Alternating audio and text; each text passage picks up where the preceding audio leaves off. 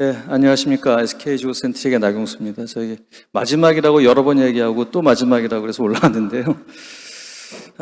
오늘 클로징을 부탁을 받아서 좀 말씀 좀 드리려고 합니다. 일단 늦은 시간까지 앉아 계시냐고 너무 고생 많으셨고요.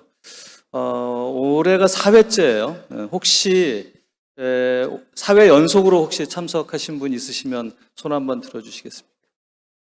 한 분 계시네요. 여기.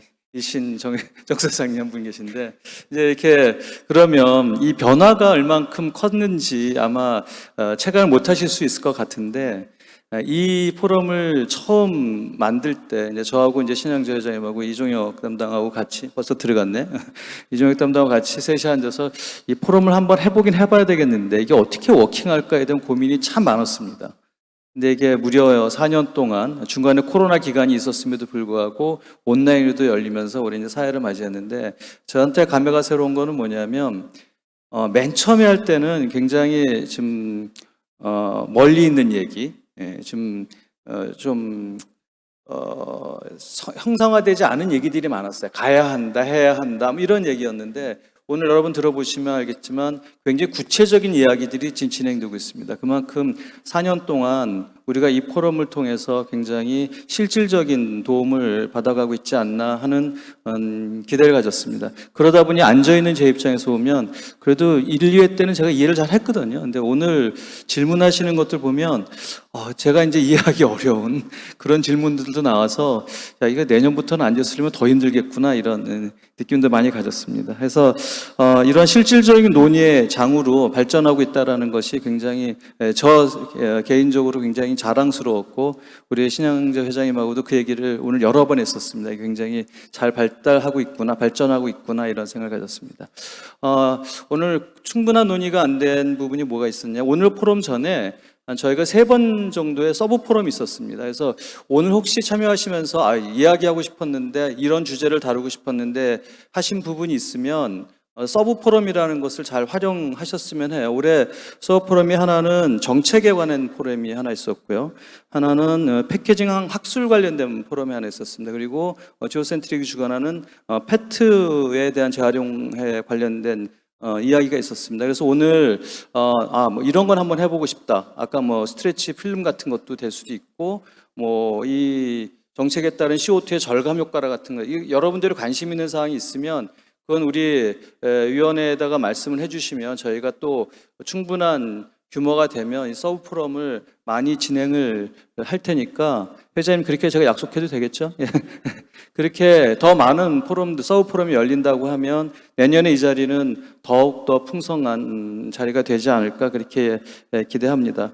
랩업 자리니까 오늘 이렇게 쭉 전에 온 걸 좀 랩업을 해보면 일단 정부 정책 쪽에서도 굉장히 디테일한 방향과 사례나 예시 등을 많이 해주셔서 저희들한테 굉장히 도움이 많이 됐고, 특히 이제 브랜드 오너들께서 발표하신 내용도 고민도 많이 말씀해 주셨어요.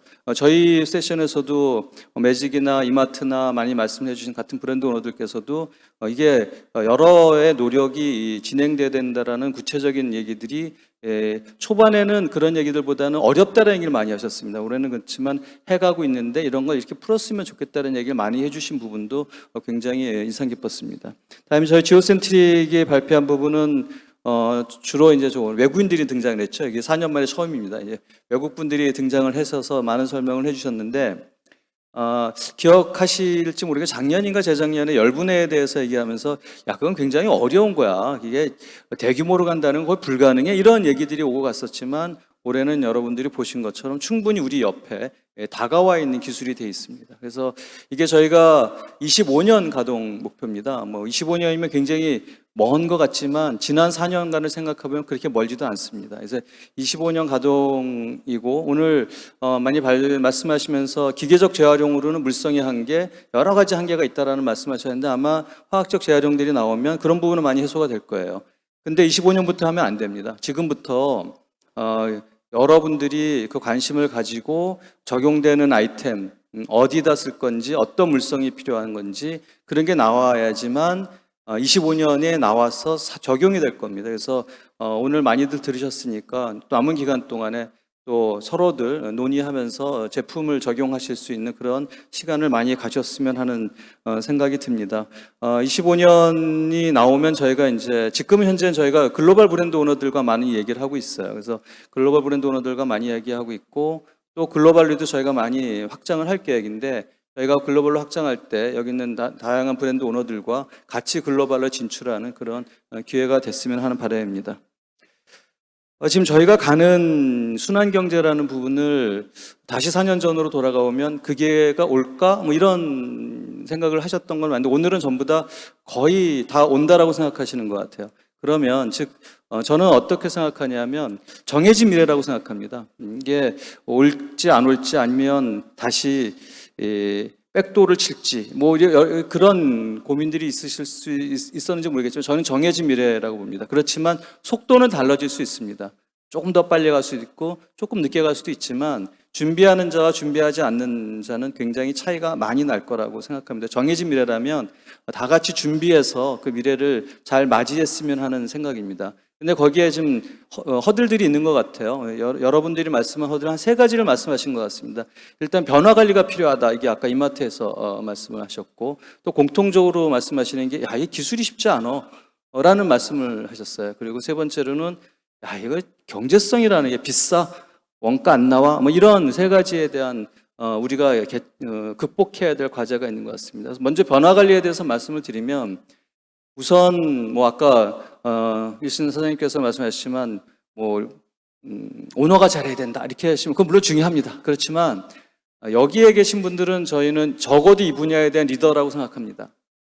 충분히 주변을 변화를 관리를 하실 수 있는 분들이라고 생각을 하고 뭐 정부 관계자 분들도 마찬가지고 저희 기업에서 오신 분들도 마찬가지고 각 주변에서의 변화 관리를 충분히 하실 수 있는 자세와 마음가짐이 돼 있다고 생각합니다. 그래서 변화 관리는 남이 아니라 여러분들 우리들 스스로 해야 하는 거다라고 생각을 하고요.